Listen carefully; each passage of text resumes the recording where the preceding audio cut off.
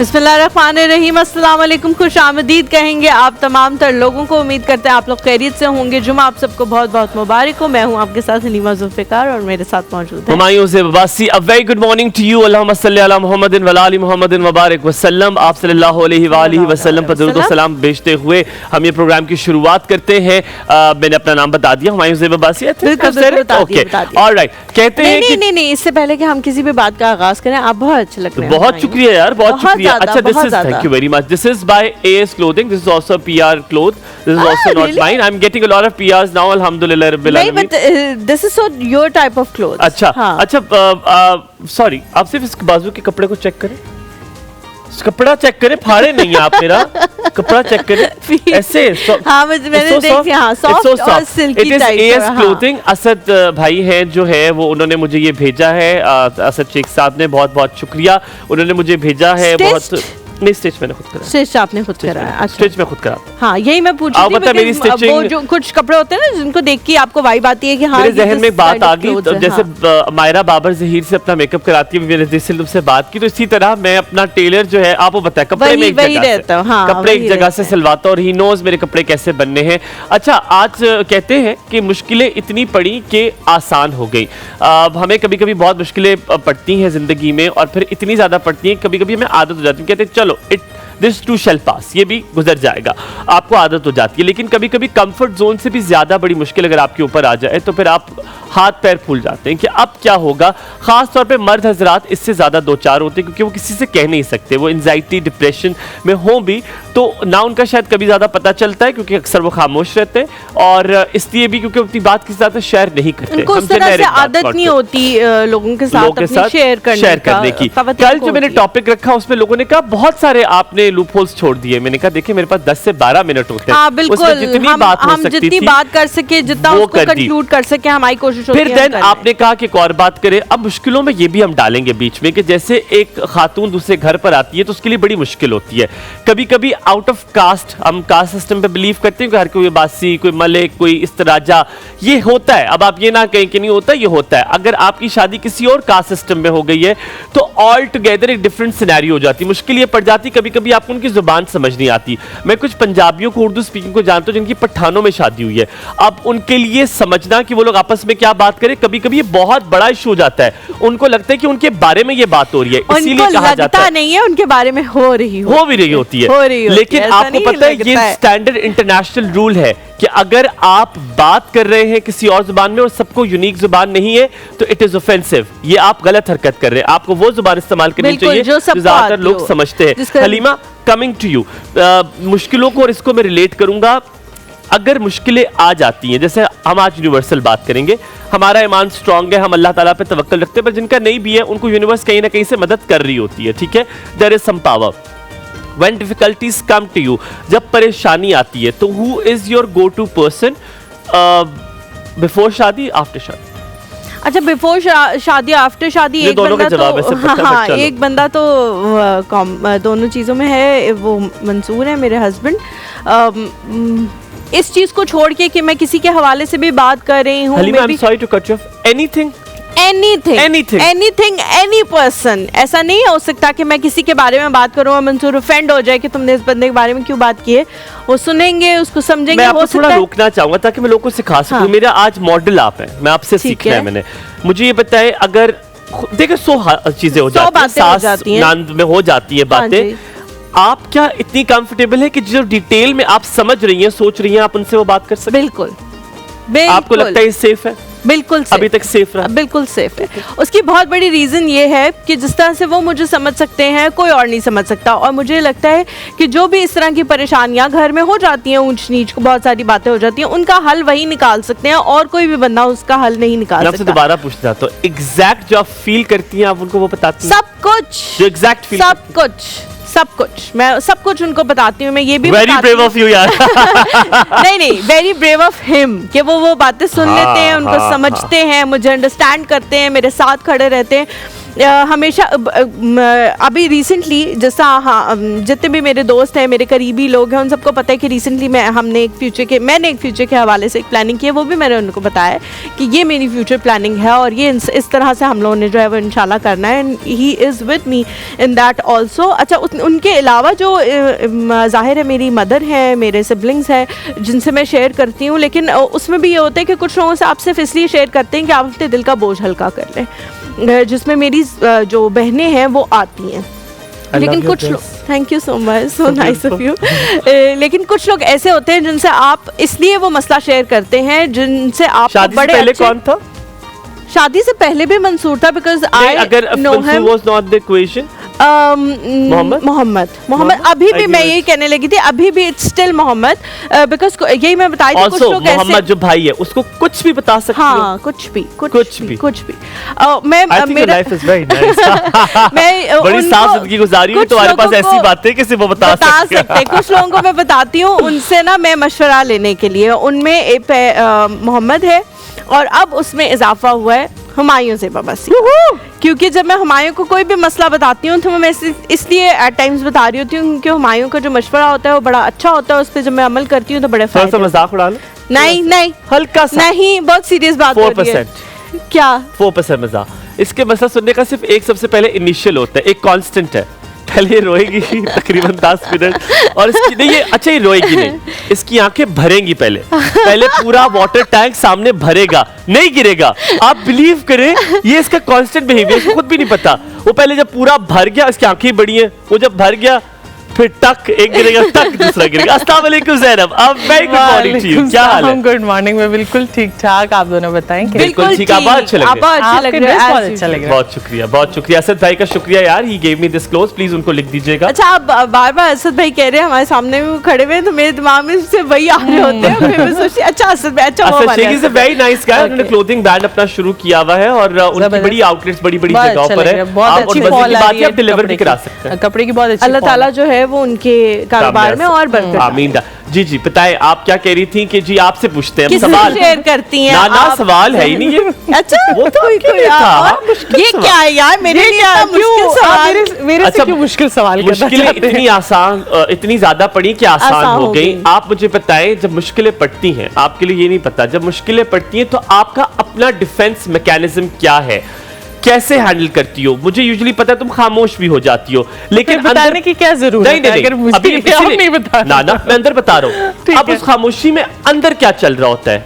बहुत सोच रही होती हो, उसको हल कर रही होती हो दिमाग में, कहती हो जाने दो, इग्नोर कर देती हो, वो प्रोसेस अंदर वाला क्या होता है? अच्छा, अंदर वाला जो प्रोसेस होता है उसमें मैं सबसे पहले तो अपना ये देखती हूँ कि कहाँ मैंने गलती की। बहुत सी जगहों में मैंने बहुत गलती की भी होती है, जब मुझे उस टाइम पे समझ नहीं आ रही होती कि अच्छा, क्यों उस वक्त मुझे वो चीज़ ठीक लग रही होती है, लेकिन जब बहुत सारी प्रॉब्लम्स हो जाती हैं और मैं दूसरों को तो ये फील बिल्कुल नहीं कराती कि हाँ मेरी गलती है, ये मैं अपने आप ही को फील कराती हूँ, लेकिन उस चीज़ को मैं बहुत बेहतर करती हूँ, नेक्स्ट टाइम कोशिश करती हूँ, और अगर मैं कर लूँ वही रिपीट तो मैं अपने आप को बहुत कोसती हूँ, बहुत ज़्यादा।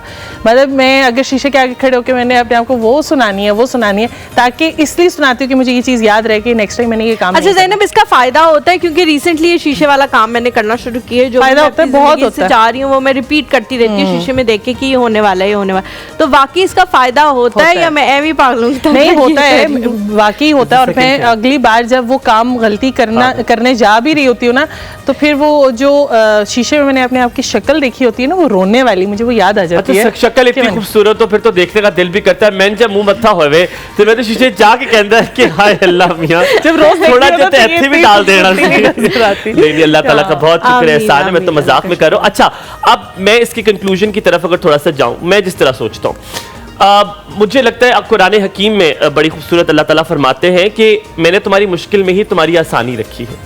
बिल्कुल, आपकी मुश्किल के अंदर आपकी आसानी होती है। अल्लाह ताला आपको वो दर तक उज़र लेकर इसीलिए जाता है कि there is something for you, whether it's a lesson, whether it is, अगर आपके पास सबक नहीं है, उस सबक के अलावा आपको कुछ वहां से मिलने लगा है, आपको फ्रूट मिलने लगा है। इन दोनों में से अल्लाह ताला कुछ करता है। और मैंने हमेशा देखा है कि मेरी आजमाइश के बाद अल्लाह ने मुझे बड़ा खूबसूरत इनाम दिया है, बहुत आसानी दी है। लेकिन एक मजे की बात यह है कि अब मैंने ये सोच लिया है, अब मैं इतना इस चीज में आ गया हूं कि ये बार बार बात आपने ज्यादा याद रखनी है। और ये बात मैंने बहुत दफा कही है कि कुछ भी हो जाए, कुछ नहीं होता, आप यकीन माने सब कुछ हल हो जाता है। आप खुद देखिए कितनी बड़ी बड़ी परेशानियां गुजार कर आप आते हैं जिंदगी में, वो सब हल हो जाता है। याद रहे एक आखिरी बात फिर मैं ज़ैनब से पूछूंगा, खामोशी और सब्र, इससे ज्यादा खूबसूरत लफ्ज, इससे ज्यादा खूबसूरत इसका रिवॉर्ड मैंने आज तक नहीं देखा। क्या बना रही हो? मैं आज जो है, क्योंकि जुम्मा है और जुम्मे को हमेशा मीठा बनाते हैं, तो ब्रेड पुडिंग बन रही है आज। मुझे बहुत पसंद है ब्रेड पुडिंग और मैं भी बहुत अच्छी ब्रेड पुडिंग बनाती हूँ। हम यहाँ पर हम फुल स्टॉप लगाते हैं। ब्रेक के बाद वापस आएंगे। आप लोगों ने कहीं नहीं जाना, हमारे साथ हमारे मेहमान बड़े प्यारे होंगे। आप लोग भी कॉल करके अपने ख्यालात के हवाले से बता सकते हैं। छोटे से ब्रेक लें, हमारे साथ हैं।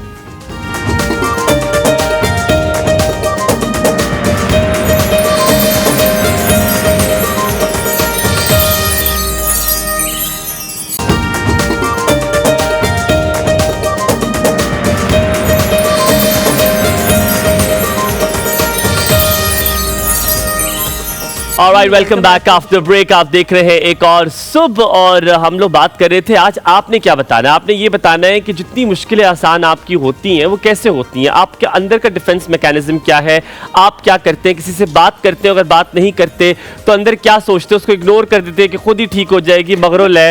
या एक छोटा सा सवाल पूछना आपसे, do you have a go to person या नहीं?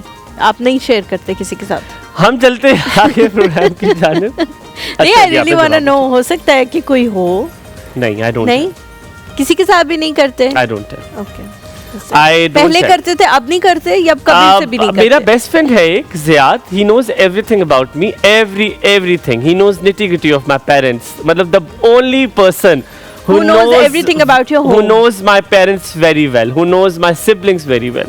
तो he's the one, but he's not here, he's in Australia। तो हमारा कभी बड़ा मुश्किल होता है बार-बार हर चीज़ बताना। अब हर वक्त तो नहीं मैसेजेस, और अल्लाह माफ करे क्योंकि वो भी मुझे हर चीज़ बताते हैं, इतने उसके मसाइल हैं और इतने मेरे मसाइल हैं कि हम थक गए यार छोड़ो। अच्छा, हम मुलाकात करवाते हैं आपकी, ये मुझे बहुत पसंद है। ये डॉक्टर साहब मुझे अक्सर औकात, बेशतर औकात आप मुझे जो है ना वो मिल जाते, कितना अच्छा लग रहा हूँ मैं, तो ये मुझे जो है वो मिल जाते हैं। मैं जहाँ जिम जाता हूँ वहाँ पर इनका जो है वो क्लिनिक है, और ये क्लिनिक में बड़ी अच्छी खासी माशाल्लाह रश होती है। And a very Hasmukh person. ये जब भी मुझसे मुलाकात की और बड़े वार्मली बात करते हैं। वैसे ही पठानों में जो है ये एक चीज़ देखिए कि वार्म एलिमेंट हमेशा ज़रूर होता है। आप इनके साथ अच्छे हों, ये आपके लिए जान भी दे देंगे। ये मेरा एक आपको नुस्खा है, अगर आप पठानों में शादी करने वाले कर लें, बहुत अच्छे लोग होते हैं। अच्छा जी, आज हमारे साथ मौजूद है डॉक्टर अखुनजादा एजाज अली, जो शिफा से फिजिकल थेरेपी में DPT कर चुके हैं। ना कि सिर्फ ये मैकेंजी, मेटलिंड और ड्राई नीडलिंग जैसे जदीद जो है तरीके से इलाज भी करते हैं। स्पोर्ट्स न्यूट्रिशनिस्ट भी हैं और सर्टिफाइड हैं PCB के साथ, SSBC स्पोर्ट्स फिजियो के तौर पर खिदमात भी अंजाम दे चुके हैं। बहुत सारी मुतअद्दिद बैनुल-अक़वामी कॉन्फ्रेंसेस भी उन्होंने अटेंड की, इसमें पाकिस्तान को उन्होंने रिप्रेजेंट किया। हमारे साथ मौजूद है डॉक्टर अखुनजादा एजाज अली, और अभी 2 क्लिनिक इनके मौजूद हैं, और पर हमें कोई फ़ायदा नहीं दिया ना। अस्सलाम वालेकुम जी, कैसे हैं आप? शुक्र है दर्द ही निकले ना मेरे, इसलिए कोई फायदा नहीं दिया। अस्सलाम वालेकुम डॉक्टर अखुनजादा, क्या हाल चाल है, कैसे हैं आप? Good to see you, please बैठे। Please have a seat. It's always a pleasure to have you on the show. कैसे है, तबीयत कैसी है आपकी? अल्लाह की शुक्र है, आपकी तबीयत ठीक है? बिल्कुल ठीक, अल्हम्दुलिल्लाह। सबसे पहले बहुत ज़्यादा माफ़ी चाहते हैं हम आपसे कि पिछली बार जब आप सुबह सवेरे उठे थे हमारे शो के लिए, आज आप सुबह सवेरे उठे हमारे शो के लिए। बिल्कुल, वरना आप सवेरे नहीं उठते।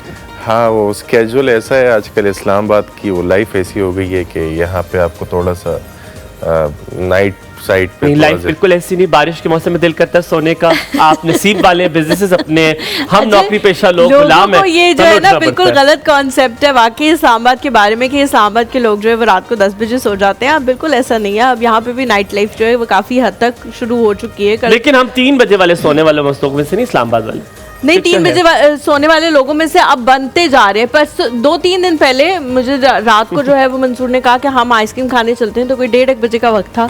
तो पहले ऐसी बातें हमने तो निकाह के शो में बताया। अब कोई सिंगल लोग भी हैं आइसक्रीम खाने चलते हैं, तो आप भी किसी के साथ चल जाए आइसक्रीम खाने। किसके साथ? गार्ड के साथ या मेड के साथ चला जाओ? अच्छा, किसके साथ चला जाओ? डॉक्टर एजाज, हम सुबह से बात कर रहे हैं कि बहुत टाइम ऐसा आता है, हर किसी पे डिफरेंट तरह की मुश्किलें होती हैं। ये बातें करने का मकसद सिर्फ ये होता है कि हो सकता है कोई वहाँ बैठा स्क्रीन के उस पार आपको देख रहा हो और वो सोच रहा हो कि यार मैं अपनी मुश्किल का हल जो है वो कैसे तलाश करूँ, तो हो सकता है आपकी किसी बात से उनको कोई हेल्प मिल जाए। तो आप पे जब कोई मुश्किल पड़ती है क्या करते हैं? किसी के साथ शेयर कर लेते हैं, दिल का बोझ हल्का कर लेते हैं, कोई थेरेपी कर लेते हैं, वो तो कुछ भी पता चलता है। कि क्या होने वाला है? अब मुश्किलात की भी थोड़ी सी कैपेसिटी होती है ना। अब हर मुश्किल पे अगर आप गुस्सा करेंगे तो मुश्किलात बढ़ती जाएगी।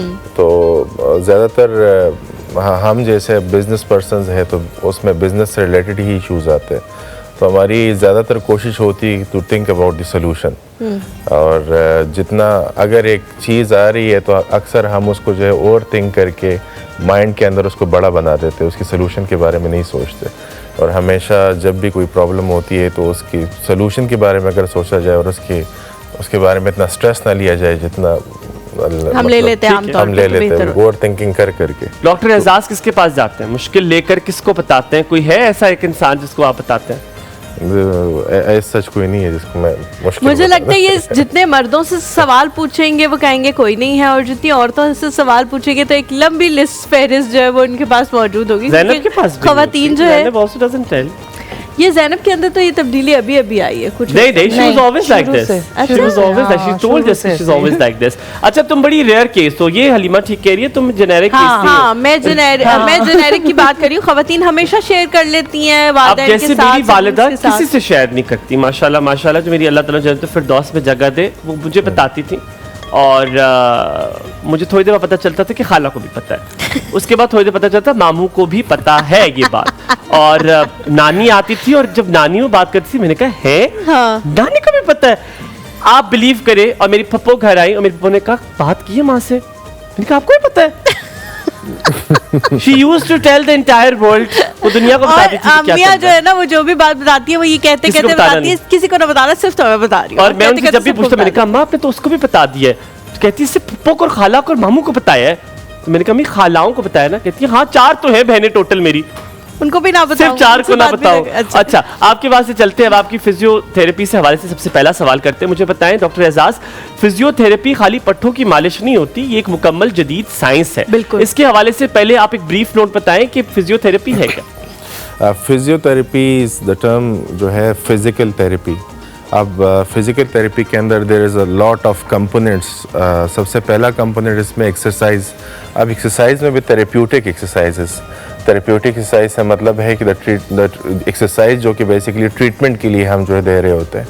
उसके अलावा इसमें मशीनों के ज़रिए भी इलाज होता है। इसमें जो सबसे बड़ी चीज़ है दैट इज़ मैनुअल स्किल, जैसे आपने कुछ मेरी सर्टिफिकेशंस का नाम लिया, दैट इज़ मैनुअल थेरेपी, जिसमें हम बोन्स को टिश्यूज़ को मोबिलाइज करके मूव करके जो है वो प्रॉब्लम को हम हटाते हैं।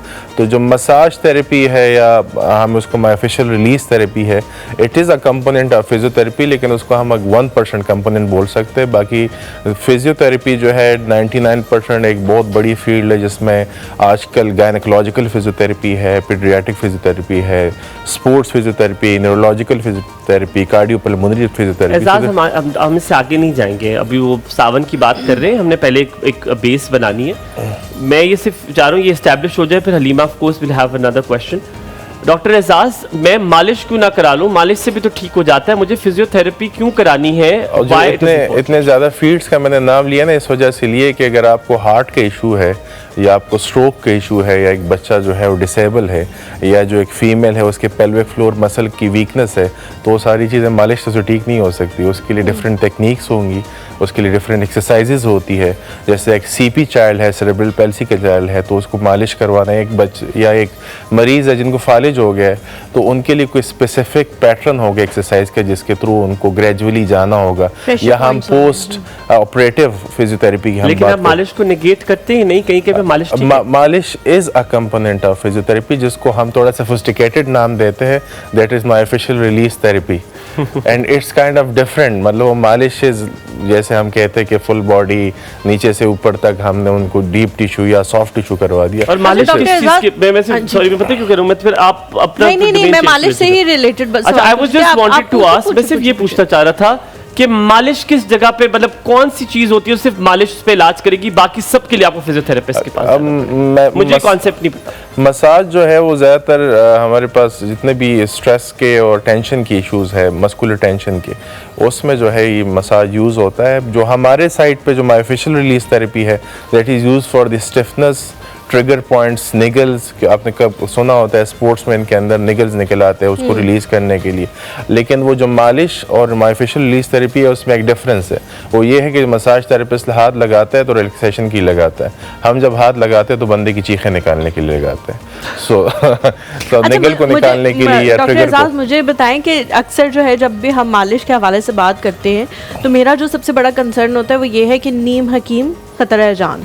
तो एक जो बंदा जो मालिश जिसने नहीं पढ़ा, आपने तो पूरी एनाटॉमी पढ़ी है, सारे टिश्यूज़ पढ़े हैं, सब कुछ पढ़ा है, किसके ऊपर कौन सी बोन है, क्या है, सब कुछ। अब हम लोग जो है वो किसी को भी कहते हैं हमारे हाउस होल्ड हेल्प को कि यार बड़ा दर्द हो रहा है, ज़ोर ज़ोर से कस कस के मालिश तो करना। एक ऐसा बंदा जिसको कुछ नहीं पता आपकी बॉडी के हवाले से, उससे मालिश करा लेना क्या आपके लिए बेहतर है या और नुकसान का बायस बनता है? एक छोटा सा ब्रेक लेते हैं, ब्रेक के बाद वापस आएंगे तो इसी सवाल से कंटिन्यू करेंगे। आप लोग कहीं मत जाएगा, हमारे साथ रहे।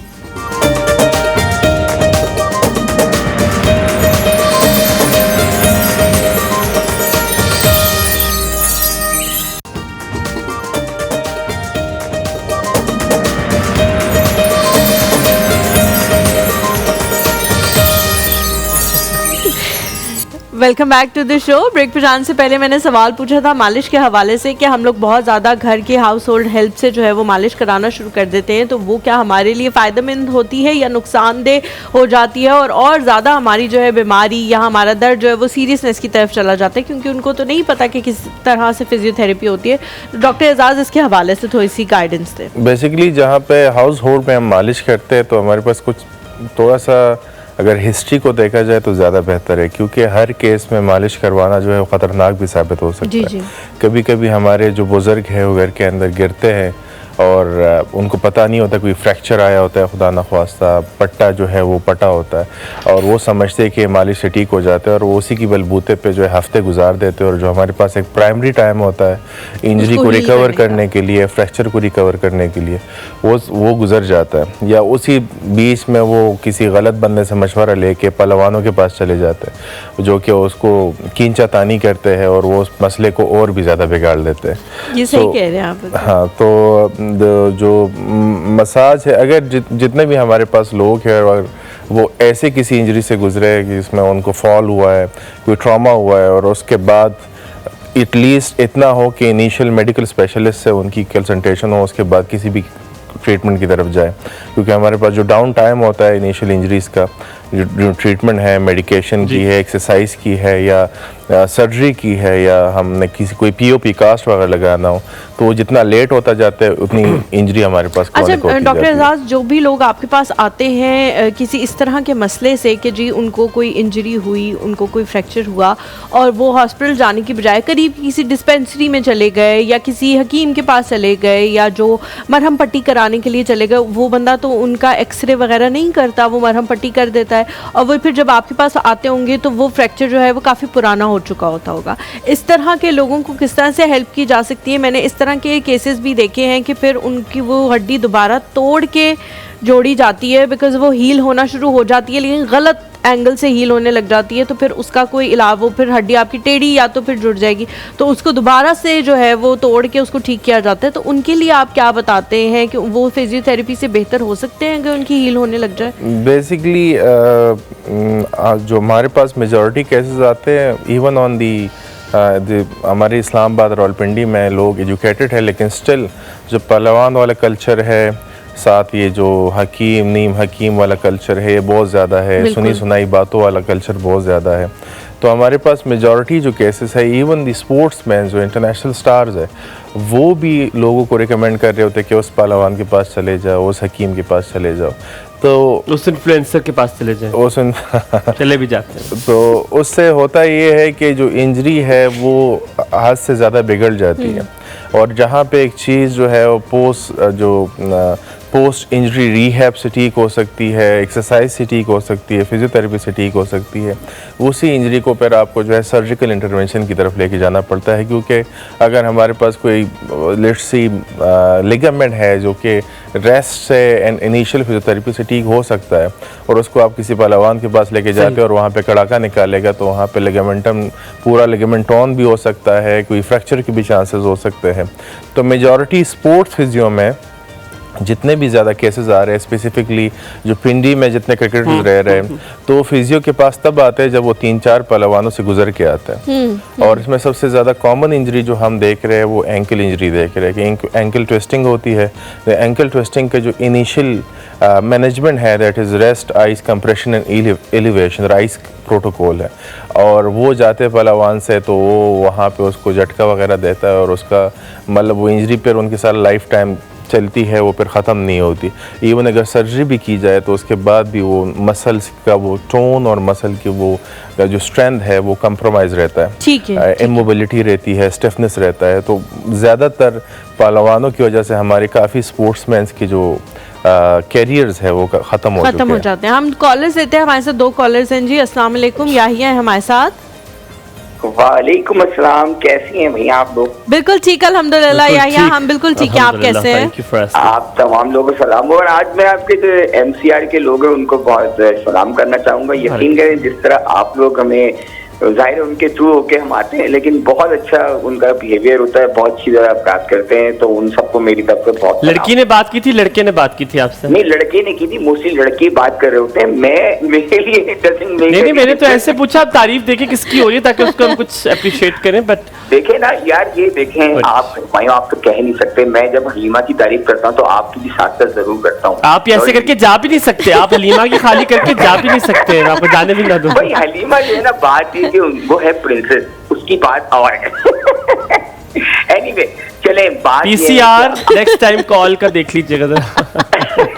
नहीं, आप बहुत स्मार्ट लग रहे हैं, हलीमा से ज्यादा स्मार्ट लग रहे हैं यार। अच्छा, पहले तो आपके मेहमान को बहुत सलाम हो। बात ये कि फिजियोथेरेपी के हवाले से मैं ये बात करूंगा कि देखिए, मेरी मदर को ना तकरीबन 7 साल पैरालाइज हुई है। मेरे भाई भी कुछ प्रॉब्लम में था तो उसको भी हमने फिजियोथेरेपी कराई थी, तो मुझे बहुत इसका थोड़ा बहुत फेल में। लेकिन जो मेरा क्वेश्चन है वो ये होता है, क्योंकि क्वालिफाइड जो फिजियोथेरेपिस्ट है ना, कुछ तो ये ऐसी सीख जाते हैं, कुछ लोग जो पढ़ लिख के आते हैं उनका तरीकेकार अलग होता है। लेकिन मेरा इनसे सवाल है, जैसे मुख्तलिफ एज के लोग होते हैं, बूढ़े लोग होते हैं, जवान होते हैं। कुछ बूढ़े लोग होते हैं, उनके फिजियोथेरेपी के लिए आपको बहुत बड़ा ये चक्कर ये होता है कि उनको उनकी साइकी समझना बहुत होता है, क्योंकि वो जरा सा हाथ मोड़ने पे चिल्लाने भी लगते हैं। तो उनको एक नफ्सियात समझना, एक फिजियोथेरेपिस्ट को अपने पेशेंट की नफ्सियात समझना कितना जरूरी है? एक तो ये, क्योंकि जब तक उसकी नफ्सियात नहीं समझेगा उसको कंफर्ट लेवल दे नहीं सकेगा वो। और एक ये सवाल हो गया। दूसरा सवाल ये हो गया मेरा, ये है कि जैसे आपने जैसे पहलवानों की बात की, पहलवानों ने बाकी लोगों का बेड़ा गर्क किया है, तो आखिर लोग क्यों चले जाते हैं इन लोगों के पास जब आपको पता है कि क्वालिफाइड बंदा नहीं है, उसने उस एक तजुर्बे की बुनियाद पे करता है? तो ये तजुर्बे की बुनियाद पे करना सही है या गलत है? और लेकिन कुछ लोगों को उनसे फायदा भी पहुंच जाता है, तो इस बारे में आप जरा कुछ। ठीक है, thank you so very much. हमारे साथ इकरार भी है नारोवाल से। अस्सलाम वालेकुम इकरार भाई, क्या हाल चाल है? Good morning. आज ब्रेक जल्दी हो गई है। वालेकुम अस्सलाम जी, अल्हम्दुलिल्लाह ठीक है सर। ब्रेक बात पे सारे कभी कर लेते हैं जल्दी, 11 तो बज रहे हैं। चलो यार, गुड हो गया। क्या पूछेंगे, क्या कहेंगे? सबसे पहले ये बताएं, आपको जब मुश्किल पड़ती है तो क्या करते हैं? पहले तो मैं सवाल अपना आपसे पूछता हूँ ना, पूछ ले आपके गेस्ट से। 10 सवाल। जी पूछिए इकरार भाई। मेरी वालदा सर, उनकी एज है 60 साल ना। ठीक है। तो उनको ना घुटनों में दर्द है, थोड़ा सा भी चलते हैं तो मतलब घुटनों में दर्द शुरू हो जाता है, वो थक जाती है। वो क्या उनके लिए कोई हम कर सकते हैं? ठीक है, आपसे शायद एजाज कोई डॉक्टर एजाज कुछ पूछना चाहे। डॉक्टर एजाज कुछ पूछना चाहेंगे? उनकी अम्मी की एज 60 है, घुटनों में दर्द होता है। सूजन वगैरह तो नहीं है उनके घुटनों में? जी सूजन है सर। आवाजें आती है घुटनों से?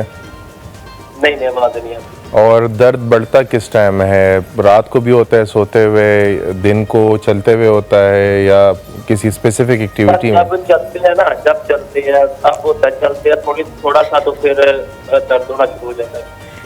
ठीक है, चलो मैं बता देता हूँ। ठीक है जी, थैंक यू सो मच इकरार भाई।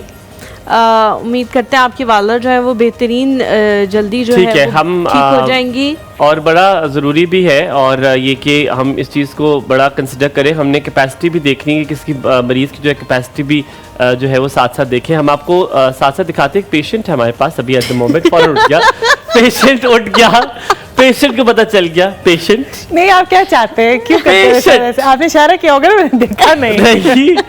पहले पता है किसने इशारा किया? तुम्हारे अपने ही दुश्मन है, मुझे इसने बताया था। और मैंने मैंने तो आपको इसको बताया। बताया था, मैं क्या करूं? मैंने तो इसको बताया था में खिली जाऊंगी। PCR वालों को कहा कि जी उसके शॉट बनाए और हम उसके पास जाएंगे। देखिए पेशेंट क्या हुआ आपको? आप भी बताएं कि फिजियोथेरेपिस्ट के मैं पास अंदर चले चली जाओ। जाऊं अवन में खुद बेक होने। आप फिजियोथेरेपिस्ट के पास चले जाओ, आप ठीक करा लो अपने आप को। मैं जाऊंगी, ठीक जरूर है। अच्छा, जाऊंगी। आपके पास आते हैं। सबसे पहले याया ने पूछा था कैपेसिटी देखना कि मरीज किस तरह का मरीज है। कुछ वो कहते हैं बड़ी उम्र के मरीज है तो उनका दर्द भी निकल जाता है, तो वो मालिश वाला अगर दर्द भी है तो वो क्या पता उनको ऐसा दर्द निकाल दे कि उन्हें पता ही ना चले। उनका क्वेश्चन था कि जो जीरियाटिक पेशेंट होते हैं, ओल्ड एज पेशेंट होते हैं, वो कभी कभी जो है वो बर्दाश्त नहीं कर पाते फिजियोथेरेपी की ट्रीटमेंट को, या उनको इस बात का इल्म नहीं होता कि मैंने कौन कौन से फेजेस से गुजरना है, जिसकी वजह से वो दिल बर्दाश्ता हो कि या तो ट्रीटमेंट अवॉइड कर देते हैं या मेडिकेशन की तरफ जाते हैं।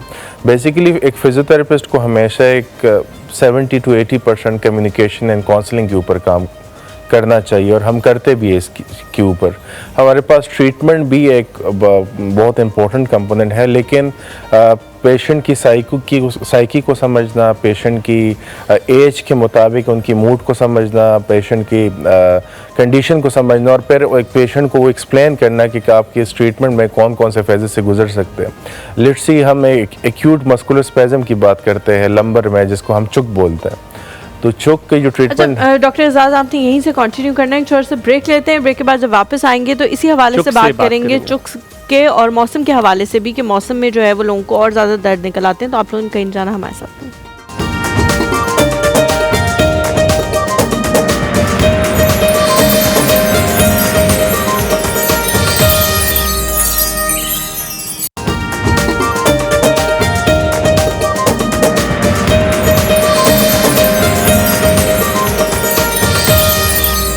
Welcome back after break. Doctor साहब बात कर रहे थे चुक से, हमने बात आपने छोड़ी थी। आपने कहा था जब चुक भी निकल आती है तो साहब कंटिन्यू। जब भी हमारे पास चुक निकलती है तो उसमें नॉर्मली होता ये है कि लोग उसको मसाज थेरेपिस्ट के पास लेके जाना, उसको या घर के अंदर ही मसाज करवाना, या उसको पहलवानों के पास लेके जाना।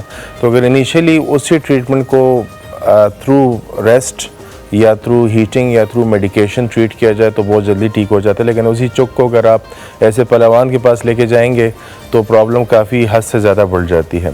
दूसरा उन्होंने क्वेश्चन किया था पहलवानों के पास लोग जाते क्यों हैं?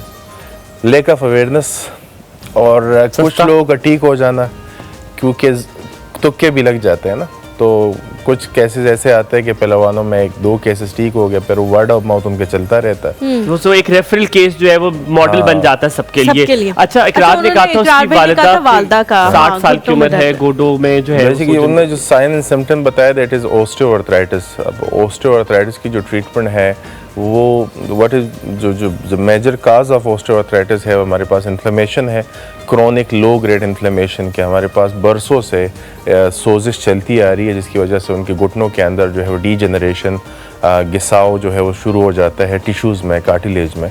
तो ऐसे केसेस में हमारे पास एक तो हाइड्रेशन को बेहतर बनाना चाहिए, पानी जितना ज़्यादा पिए, 10-12 गिलास रोज़ाना पानी पिए, और उसके साथ साथ कोशिश करनी चाहिए कि रोटी चीनी चावल का इस्तेमाल कम हो। वो सारी चीज़ें जो जिस्म में सोजिश बढ़ा रही हो, जो कि एक डाइटरी मॉडिफिकेशन भी बहुत ज़रूरी है। और उसके साथ थेरेप्यूटिक एक्सरसाइजेज है, that is knee isometric protocol. अगर कहे तो उनका नंबर शेयर कर दे, मैं उनको शेयर भी कर देता हूँ एक्सरसाइजेज। वो एक्सरसाइजेज हम आपको दे देंगे नंबर। लेकिन डॉक्टर एजाज मुझे बताएं कि जिनको ये आर्थराइटिस की बीमारी होती है उनको फ़ौरन डॉक्टर के पास नहीं जाना चाहिए ताकि उनका इलाज उसी वक्त शुरू हो जाए? बिकॉज मेरी मदर को ये बीमारी थी, तो जब तक हम लोग डॉक्टर के पास पहुँचे, वो बहुत ऐसा अपनी हेल्थ को, जिस तरह ख़वातीन होती हैं निगलेक्ट करती रहती हैं, तो उसी तरह से उनका हुआ। और जब तक हम पहुँचे तो उनका इतना सवेयर हो चुका था कि डॉक्टर ने कहा कि अब इसका रिवर्सल तो जो है वो बहुत ज़्यादा नामुमकिनात में से एक चीज़ है। अब जहाँ तक आपकी बीमारी पहुँच चुकी है उसको वहीं पे रोका जा सकता है, लेकिन पीछे नहीं जाया जा सकता, मतलब मुकम्मल तौर पे आप सेहतयाब नहीं हो सकते। देयर स्टेजेस ऑफ, जैसे उन्होंने कहा था कि वो चल सकती है लेकिन चलने के दौरान दर्द हो रहा है जी। अब stages of osteoarthritis, there are 4 different stages.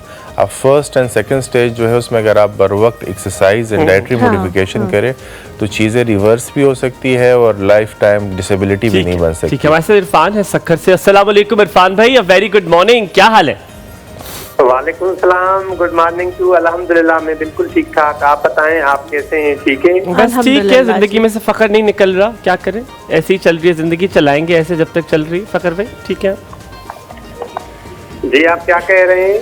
मैंने कहा जिंदगी से फखर भाई नहीं निकल रहे, क्या करें क्या करें? बस ये जिंदगी में रह जाए तो बेहतर है, निकाले ना इससे। बस दुआएं कर रहे हैं, हम क्या कर सकते हैं। बताएं क्या हाल है जी? आप बताएं मुश्किल वक्त जब आ जाए तो क्या करते हैं? किसी को बताते हैं, दिल में रखते हैं, क्या करते हैं? हाँ, जब मुश्किल वक्त आ जाता है तो जो हमारा बहुत दिल के जो करीब होता है ना इंसान, और जिसके साथ हर दिल की बात हम शेयर करते हैं, उसके साथ शेयर करते हैं। और मुश्किल वक्त में ना हम अल्लाह पाक को याद कर देते हैं और ऐसे माशाल्लाह बहुत अच्छी तकरीर। लेकिन चल जाए। कौन है वो इंसान कौन है, इसको बताते हैं आप? हाँ, वो मेरा एक दोस्त है। ठीक है, चले अल्लाह आपके दोस्त की चले आप डॉक्टर सवाल कुछ पूछना चाह रहे हैं तो पूछें। हाँ, डॉक्टर साहब से मैं ये पूछना चाहूँगा कि बहुत अब ऐसा मसला आ गया है कि जो हर इंसान के साथ तकरीबन है, और वो खाने ऐसे हो गए हैं, उसकी वजह से शायद जो मसाने का फॉल्ट हो जाता है, और इसके लिए क्या किया जाए? मसाने का फॉल्ट? हाँ, मसाने का फिजिकल थेरेपी से क्या ताल्लुक है? जी सर। फिजिकल थेरेपी का मसाने से क्या ताल्लुक? हाँ सर, ये जो गर्म खाने आ गए हैं ना, तो इसकी वजह से ये मसाने पे जो गर्माश हो जाती है और मसाना कमजोर हो जाता है, कभी कभी मसाना कतरे आ जाते हैं। तो आपके करीबी को हॉस्पिटल डॉक्टर है? नहीं, मुझे बात करने दें, मुझे मसले का हल निकालने दें। उसके मसाने कमजोर हुए भाई। उनका क्वेश्चन जो था वो थोड़ा सा फिजियोथेरेपी से रिलेटेड था। अच्छा, बेसिकली वो पहले एक सेकंड की कॉल ले लें, फिर आपने इकट्ठे जवाब देना है। अस्सलाम वालेकुम। जी वालेकुम सलाम, good morning. Good morning. Humayun को मैं सुन रहा था तो उन्होंने सवाल किया कि मुश्किल वक्त आता है तो क्या करते हैं, तो मैं इस हवाले से एक छोटी सी रेसिपी दे रहा हूँ। देखें, ज़ैनब की नौकरी छीनने के चक्कर में आप ऐसे हमेशा आपने ये किया है, लोगों की आपने नौकरियां छीनी है, ऐसे क्यों? आपने तो हमारी भी छीनने की कोशिश की। जितना प्यारा आप होस्ट करते, मुझे तो लगता है मुझे निकाल के आपको बुला लेना कराची से। अरे हुमायूं भाई, आपके अंदर जो खूबियां है ना, नरमी, मुस्कुराहट, मिठास, ये अल्लाह का शुक्र अदा किया करें। तारीफ हो रही है। अच्छा, मैं ये कह रहा था कि अल्लाह न करे कोई मुश्किल कोई चीज हो तो सबसे पहले तो आप नफिल पढ़ के अल्लाह ताला की तस्बीह करके दूसरी शरीफ पढ़ के दुआ करें। फिर एक कागज पे कॉपी रजिस्टर बना लें, उस पर डेट डाल के उस मसले को लिखें। उसके अलावा आपके हल्का इबादत में उससे मुताल्लिक जितने भी लोग बैठे हैं, दोस्त यार जो मुखलिस हैं, हल्का सा उनसे डिस्कस करके एक राय लेने, अमल ना करें। फिर नेट पे उस मसले से मुतालिक माहिरीन की राय लें। उसके बाद फिर आप अपना स्ट्रेटजी बना के आगे बढ़ें। अच्छा, आपके जो मेहमान और हस्बे जायका नमक भी डाल लें थोड़ा सा, हस्बे जायका नमक। कुछ नहीं जी, मेहमान से क्या पूछेंगे, जल्दी पूछे, अगला कॉलर लेना है मैंने। सर मेरा सवाल ये है कि डॉक्टर साहब, ये क्या वजह है कि अगर कंधे में चोट लग जाती है या किसी जोड़ में चोट लग जाती है तो उस पर वक्त मसाज करके या जेल वगैरह उस पर जो मरहम होता है लगा के वो एक अरसे तक ठीक हो जाती है, फिर वो रिपीट जरूर होती है? और दूसरी बात, मसाज जो जोड़ों में दर्द पे जो जेल लगाया जाता है उसका केमिकल फार्मूला क्या है, उसके अंदर कौन सी चीज? ठीक है, अभी पूछते हैं। आप वो घर बैठ के दवाई बना लीजिए। थैंक यू जी, thank you so much. Nahid है हमारे साथ लाहौर से। अस्सलाम वालेकुम। वालेकुम अस्सलाम। क्या हाल चाल है नाहिद जी, कैसी हैं? हाँ जी, शुक्र अल्लाह का, आप सुनाएं? अल्लाह का शुक्र जी, बस जिंदगी चल रही है। लोग आ रहे हैं बीच में तंग करने पर, मैंने भी उनको सीधा कर दिया आजकल। छोड़ दो हुमायूं क्यूटिकल्स को। क्या पूछेंगी नाहिद जी? मैं ये पूछना चाह रही हूँ कि मेरे ना घुटनों में दर्द होता है। अच्छा। आज मैंने एक्सरे करवाया है तो उन्होंने कहा है कि स्पेस कम हो गई है। ऑलराइट, ठीक हो गया, ठीक हो गया। मैं जा रही हूँ फिजियो के पास तो 2 हफ्ते हो गए हैं, लेकिन अभी फिलहाल वो फर्क नहीं पड़ रहा। वो बस वो लगा देते हैं ऐसे, वो मोबाइल जैसा। नाहिद जी, अभी डॉक्टर साहब आपसे कुछ पूछेंगे, आप उनकी आवाज सुनेंगी। एज कितनी है आपकी? एज कितनी है आपकी? उम्र कितनी है? हेलो, उम्र कितनी है नाहिद जी? उम्र कितनी है? 65। 65। 45 यार, खौफ आ रहा है यार हलीमा। तो मुझे दर्द होता है घुटनों। 45 ईयर। ठीक है, समझ आ गया। और 45 और मुझे दर्द होता है, उठने बैठने में बहुत मुश्किल होती है, बहुत ज्यादा। डॉक्टर साहब कुछ पूछना है? और आपका वजन कितना है, वेट कितना है आपका? वेट तो नहीं करवाया, लेकिन सही नॉर्मल है। बता। रात को सोते हुए दर्द होता है? हाँ जी, रात को होता है बेचैनी सी है, आराम नहीं आता, सुकून की नींद नहीं आती। ठीक है, ठीक हो गया। बहुत शुक्रिया जी कॉल करने के लिए।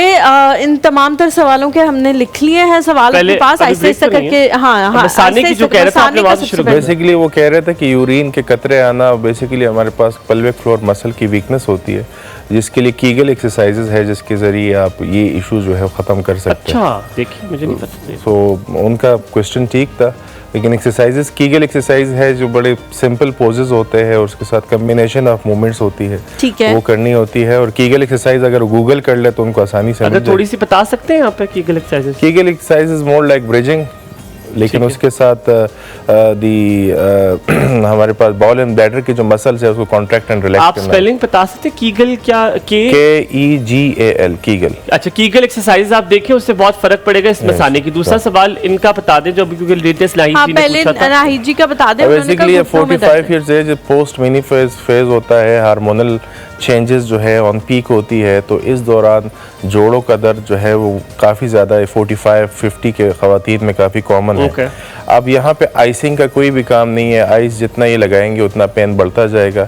बेहतर है कि ये अपने एक डाइटरी मॉडिफिकेशन करे, साथ साथ एक्सरसाइजेज जो मैंने नी आइसोमेट्रिक प्रोटोकॉल है वो घर पे करे, फिजियोथेरेपिस्ट के पास जाने की ज़रूरत नहीं है, क्योंकि it will take time around 6 months इनको कंटिन्यूस एक्सरसाइज मैं यही कहने लगी थी कि आप उनको ये गाइड करें कि 2 हफ्तों से कोई फर्क नहीं पड़ने वाला, टाइम लगेगा ना। अब फिजियो के पास जा रही है, लेकिन it's physiotherapy is more like a gym.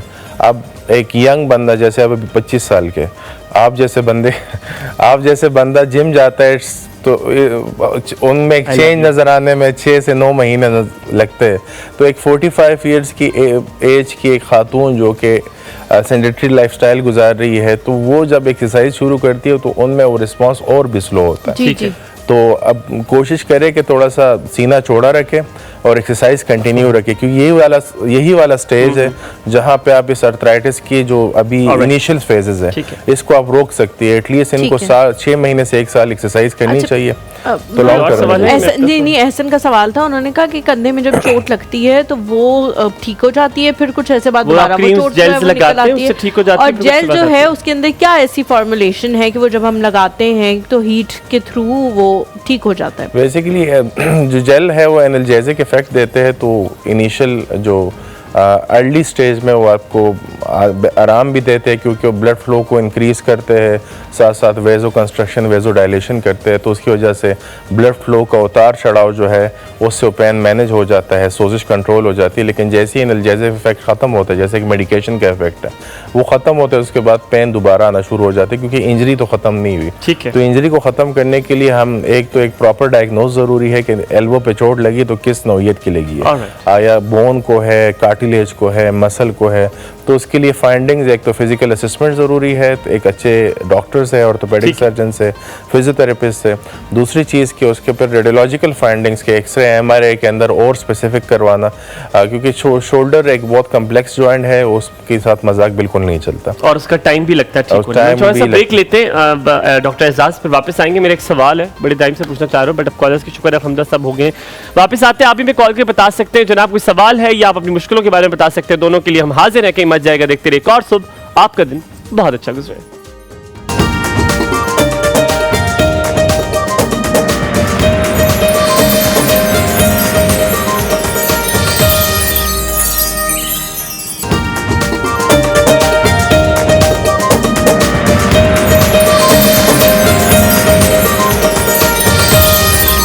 Welcome back after the break. Welcome back. हमने जो ऑफ द रिकॉर्ड बातें की मैं आपको बता नहीं सकते, लेकिन हमारी सीक्रेट बातें, लेकिन मैं बर्दाश्त नहीं हो रही। और डॉक्टर एजाज, आपसे मैंने एक बात करनी है, मुझे बताएं कि ठकोर का एक कॉन्सेप्ट बहुत आम है। किसका?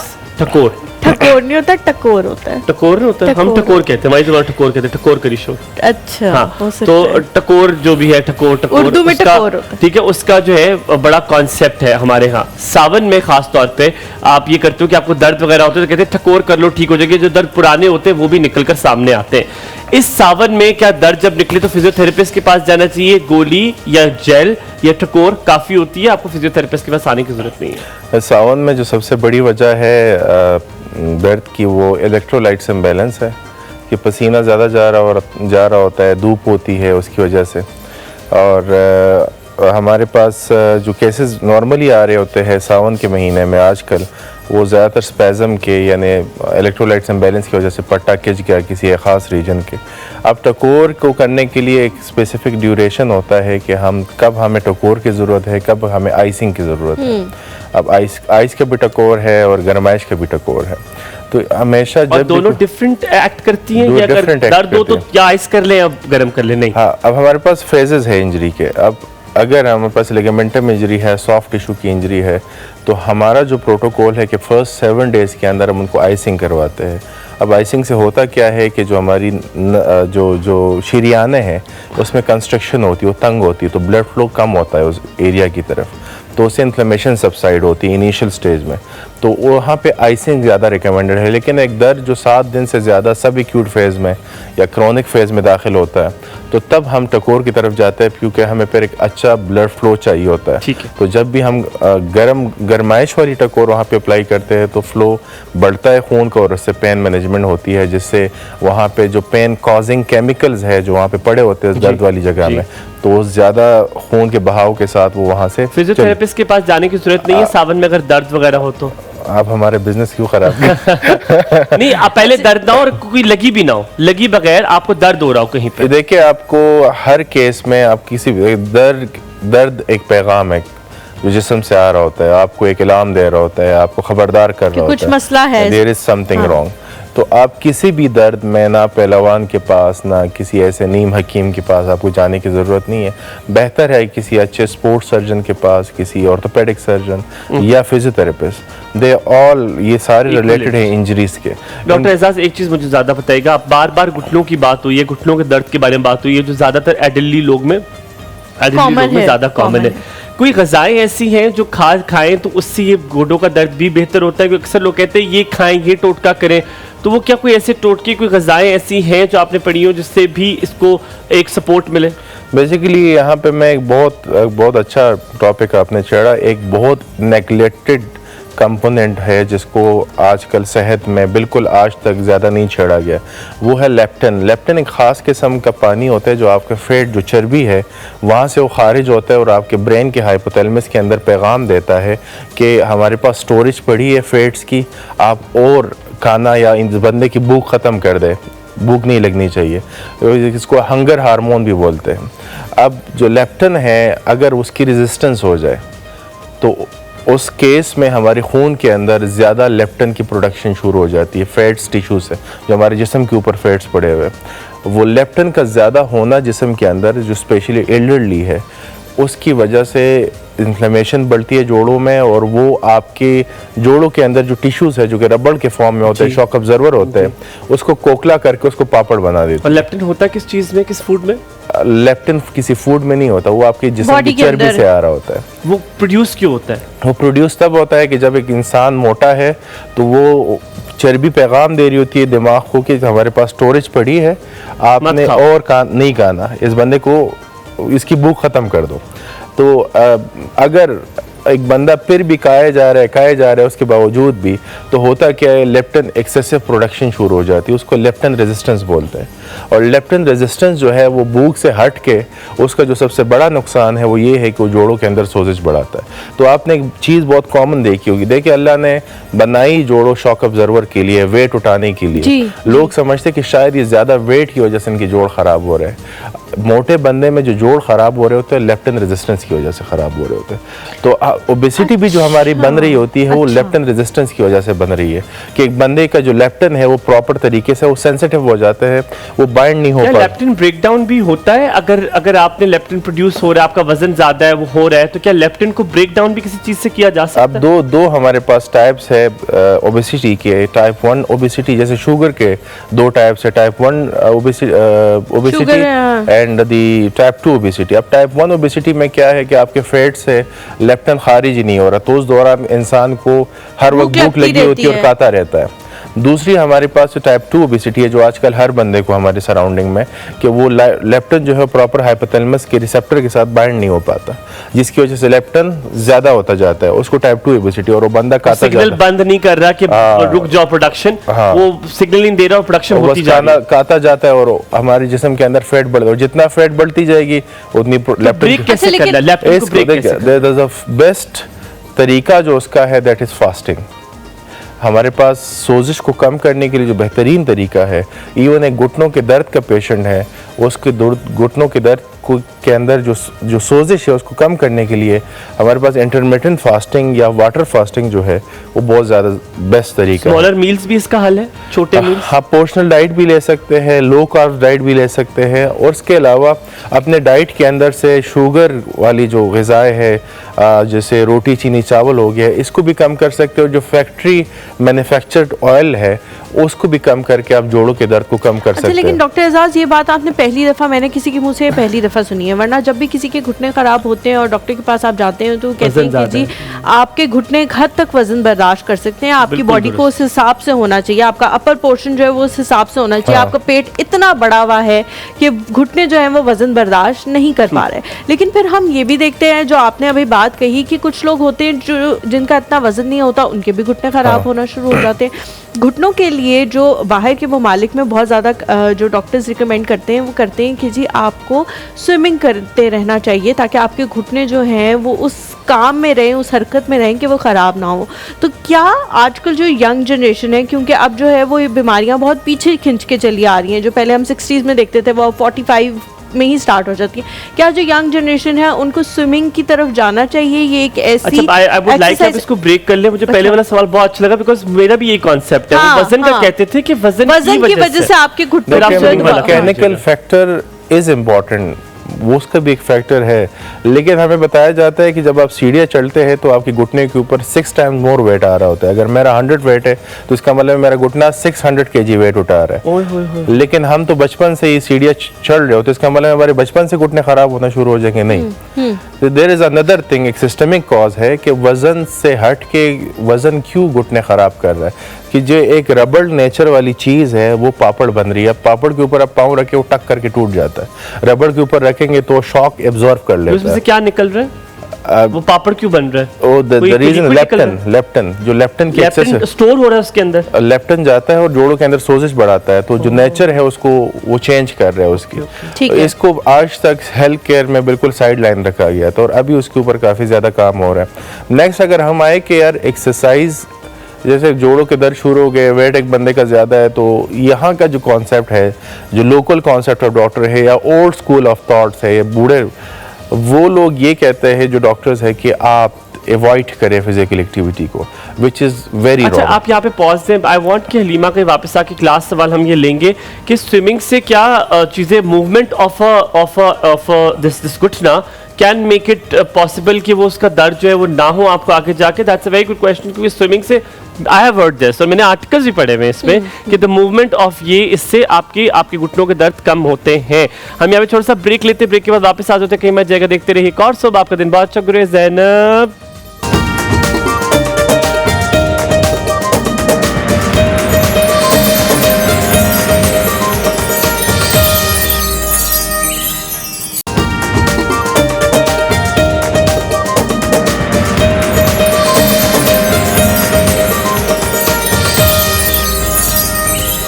Welcome back after break. आप देख रहे हैं एक और सुबह हुमायूं हलीमा के साथ, और डॉक्टर एजाज आपसे फाइनल क्वेश्चन स्विमिंग वाला जो हलीमा जी मैंने स्विमिंग के हवाले से पूछा था कि बाहर के ममालिक में काफ़ी इनकरेज किया जाता है, आफ्टर इवन नी सर्जरीज भी कहा जाता है कि स्विमिंग की जाए।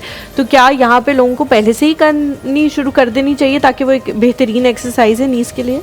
स्विमिंग बहुत ज़्यादा बेस्ट एक्सरसाइज है फॉर नॉट ओनली नीज, किसी भी इंजरी के लिए, क्योंकि एक रेजिस्टेंस, पैसिव रेजिस्टेंस प्रोवाइड करती है इन ऑल डायरेक्शन स्विमिंग के दौरान। अब यहाँ पे थोड़ा सा चीज़ों को डिस्करेज किया जाता है। ओल्ड स्कूल है, एक्सरसाइज से मना किया जाता है। जब भी नी ऑस्टियोआर्थराइटिस का स्पेसिफिकली पेशेंट हो तो उसमें उनको मना करते हैं कि ज़्यादा एक्टिविटी ना करे, ज़्यादा वॉक ना करें, उससे ये वेयर एंड टेयर आपको और बढ़ जाएगा।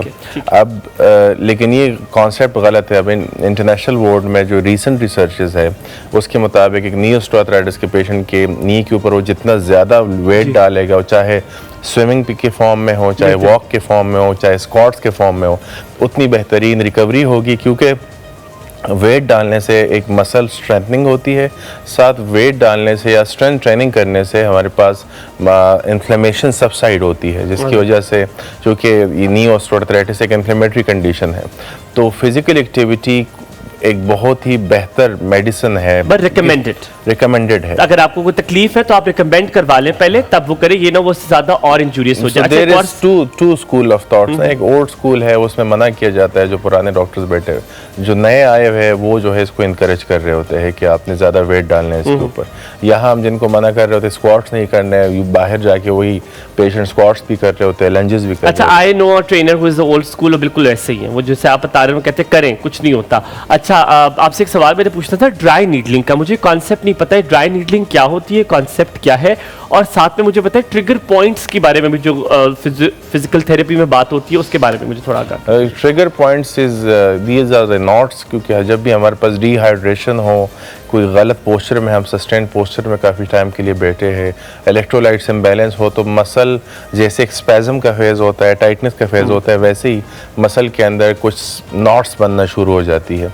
अब इसको रिलीज़ करने के लिए डिफरेंट मेथड्स यूज़ होते हैं। First of all stretching use होता है, then the manual release, myofascial release therapy जिसकी हमने रिसेंटली बात की, एंड उसके अलावा dry needling. And dry needling is evidence based approach of acupuncture. अब एक्यूपंक्चर हमारे पास एक ट्रेडिशनल अप्रोच है जिसको चाइनीज स्कूल ऑफ थॉट है, लेकिन उसी में फिर हमारे पास एक एविडेंस बेस्ड अप्रोच है कि हम इस नॉट्स को, इस टाइटनेस को ब्रेक कर सकते हैं थ्रू ड्राई नीडल्स। क्योंकि वेन पे वेन चढ़ जाती है, अगर आसानी अल्फाज में कहें, वेन पे वेन चढ़ने का there is no such concept, ये एक मिथ है बेसिकली। अच्छा, ये हमें कहते थे कि जी वेन पे वेन चढ़ गई, नस चढ़ने का कोई कॉन्सेप्ट नहीं है। अब हम वेन पे वेन चढ़ने का जो फिनोमेना है बेसिकली दैट इज स्पैज़म, या हम कह सकते हैं क्रैम्प भी हो सकता है। क्रैम्प अब ज़्यादातर डायबिटीज़ के पेशेंट में कॉमन है या ओल्ड एज पेशेंट में कॉमन है। तो जो ड्राई नीडल्स है, इट्स बेसिकली एक तो ये आपके उस टाइट जो टॉट बैंड है उसको ब्रेक करता है, उसके साथ साथ ये मसल ट्विचिंग करता है, पैसिव एक्टिवेशन ऑफ मसल करता है, जिससे मसल रिलैक्सेशन और उसकी नॉर्मल लेंथ जो है वो वापस। अच्छा, मसल रिलैक्सेशन का सबसे बड़ा जो तरीका है वो ये कि आप कुछ खाएं तो आप रिलैक्स हो जाते हैं, चलते हैं किचन में कुछ खाते हैं, मसल को रिलैक्स करते हैं। आप चले, मैं आ रही हूँ। ठीक है, आज ठीक है, सही, आफ्टर यू। मैं आपसे नहीं, अब आप मुझसे बहुत बहुत बड़े हैं, आप चले सही। पकड़ के नहीं ना, दोनों अच्छा चले, प्लीज चले आप डॉक्टर साहब, आप आ जाए, आप उनको अपना ही घर समझे। डॉक्टर साहब, आपको मीठा पसंद है? हाँ, मीठा पसंद है। डॉक्टर साहब, इतना डर रहे हैं आप उससे, खानदानी बोली। अभी आप मुझसे पूछ रहे थे इतने ट्रेनर्स का, और आप उस बेचारी से डर रहे हैं। भाभी देख रही हैं, आप सुन रही हैं? ज़ैनब, आपने जो डिश सजाई है वो माशाल्लाह। भाभी, मुझसे बहुत डॉक्टर साहब ने पूछा है ट्रेनर्स का, सारी खवातीन ट्रेनर्स का, कि उनको आप जानते हैं, उनको आप जानते हैं। हालांकि मैं नहीं जानता भाभी, मैं तो मासूम था, एक साथ उठ जाए, लेकिन फसाद ही आज आपके थोड़ी देर में खराब हो गया। ओके जी, आ रहा है जी। और चमचा और कांटे का निशान क्यों पड़ा हुआ है? ये मैंने डिजाइन बनाया है ना। नाइस यार। अच्छा, तो मुझे शेफ कामयाब हो गई हूँ। कल बड़े मजे की बात है कि मैं कल हलीमा के लिए स्पैगेटी बना के लाया, और मैंने इतना मैं हंसा हलीमा की वीडियो पे। हलीमा कहती है ये जो है ये कुक शेफ है ये। और पता है क्या, ये तो चले हुमायूं ने ये बात कही है ना, ज़ैनब, मुझे लोगों ने मैसेजेस किए और मुझे लोगों ने कहा कि जी आपने उनको कुक क्यों कहा है, आप उन्हें शेफ कहे। मैंने कहा मेरे से गलती हो गई, मैं आपने सही तस्दीक की है। सबसे पहले मुझे मैसेज किसने किया होगा? सिमाब ने। अल्लाह, कि आपने क्यों उनको कुक कहा, आपने शेफ क्यों कहा? मैंने कहा हालांकि मुझे कोई एतराज नहीं, लेकिन मैं सवाल करती हूं। अच्छा, एक बात तो जब इसने कहा ना कि कुक है, इतना हंसा, मैं देख रहा था ऑफिस में बैठ के, और मुझे देख रहा हूं कि क्यों ये अजीब सा लड़का हंस रहा है। नादिया हमारे साथ है। अस्सलाम वालेकुम, गुड मॉर्निंग। वालेकुम सलाम, गुड मॉर्निंग टू यू। क्या हाल है? ठीक है आप? बिल्कुल ठीक, आप कैसी हैं? मैं आज ठीक नहीं हूँ। क्यों? तो एक शेर सुना देता हूँ मैं नहीं तुम्हें। नहीं नादिया, तुम्हारे लिए खबर है उससे तुम ठीक हो जाओगी।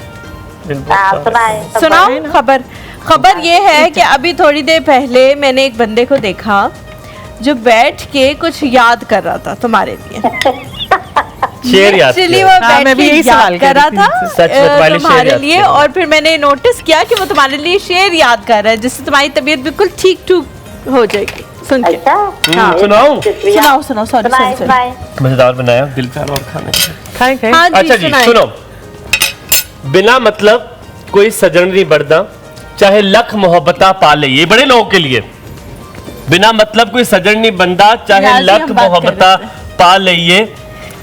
बेफैज बंदे कोलो कदे फैज नहीं लभदा, चाहे लख सीने ला लईए। ओहो बेफैज बंदे कोलो फैज कदी नहीं नहीं फैज लभदा। लभदा, चाहे लख सीने ला लईए। बेकदरा तेरी की कदर करनी, भावें अपना आप गवा लईए। साड़ी खेड़ सरकार पैसे दी, जिन्हें दईए यार बना लईए। वाह वाह वाह वाह क्या बात, वाह वाह क्या बात, क्या बात, क्या बात, क्या बात। क्या बात। अच्छा नहीं, उन्हें समझ नहीं आई। नहीं समझ आई? उर्दू में ट्रांसलेट कर दे। अच्छा, क्योंकि हमारे डॉक्टर साहब को समझ नहीं आई तो एक और शेर सुन लो, तुम्हारे लिए मैंने लिखा है। मिल ही नहीं रहा। अच्छा जी, अना वफा से ज्यादा है उसमें रूठ के देख। अच्छा अना वफा से ज्यादा है उसमें रूठ के देख, किसी के हाथ पकड़ लेगा तेरे पैर नहीं। वाह वाह वाह वाह। सही लेकिन है, ऐसा सज्जन मैं कहती हूँ दफा करो उसको जो तुम्हारे पैर चले। पकड़ सके चूल्हे में जाए। सुना, ठीक हो गया मूड? अब ठीक हो तुम?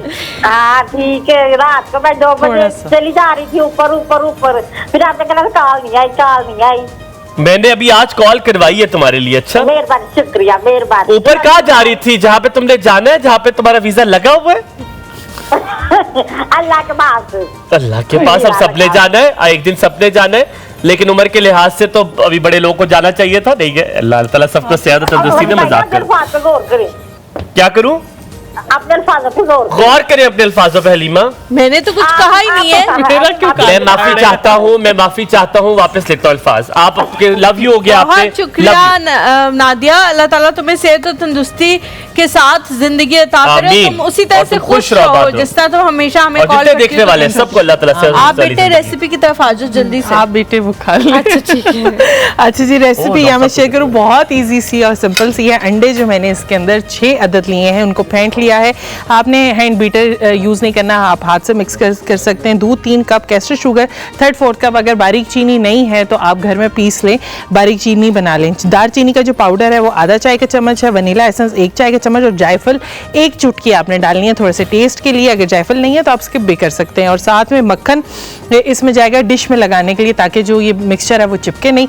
और बादाम, चॉकलेट चिप्स, फ्रूट्स अपने हिसाब से आप इसमें ऊपर टॉपिंग पे ऐड कर सकते हैं। बेहतरीन बहुत अच्छा ज़ैनब। बना है। अच्छा मैंने जो है वो आज सुबह ज़ैनब को कहा था कि ब्रेड पुडिंग मैं भी बहुत अच्छी बनाती हूँ, लेकिन अब मैं अपने अल्फाज वापस लेती हूँ क्योंकि ज़ैनब ने बहुत मेहनत से बनाई है। और मैं क्या करती हूँ, झूठ बोले कैंची को छोड़ो, लड़ाई होती है। मैं क्या करती हूँ कि ब्रेड लेती हूँ, ब्रेड रखती हूँ डिश में, और जो बाजारी पुडिंग होती है वो बना के उसके ऊपर डाल। हालांकि दिल इसका भी ऐसा ही होता है कि ज़ैनब करूं पर नहीं करती। पर आप सबका बहुत बहुत शुक्रिया हमारा साथ देने के लिए। One of my favourite doctors were on the show, मुझे बड़े पसंद है, बड़े जो है वो दबंग से, ये मुझे बड़े अच्छे लगते हैं। Very warm personality. Halima, thank you so very much for always being the great on the show. ये मुझे बड़ी पसंद है, ये भी आपको पता है। और ज़ैनब, ये भी मुझे बड़ी पसंद है, और बहुत बहुत शुक्रिया। और आप सब भी मुझे बहुत पसंद है, आपसे प्यार करता हूँ, इसीलिए अल्लाह ताला मुझे हर तरफ से प्यार देता है। इसीलिए कहता हूँ प्यार दिया करे, अल्लाह ताला आपको प्यार वापस लौटा कर भी देगा। ये मत देखें कि यार जिसको दे रहे उससे मिल रहा है कि नहीं, हो सकता है और पलट कर कहीं और से मिल जाए आपको। अपना बहुत सारा ख्याल रखिएगा, आपका बहुत प्यारा वीकेंड गुजरे, ये दिन भी बहुत अच्छा गुजरे, ना कि सिर्फ ये दिन और वीकेंड बल्कि आपका ये अगला साल, ये पूरा साल बहुत अच्छा गुजरे। अपना बहुत सारा ख्याल रखिएगा। अल्लाह हाफ़िज़।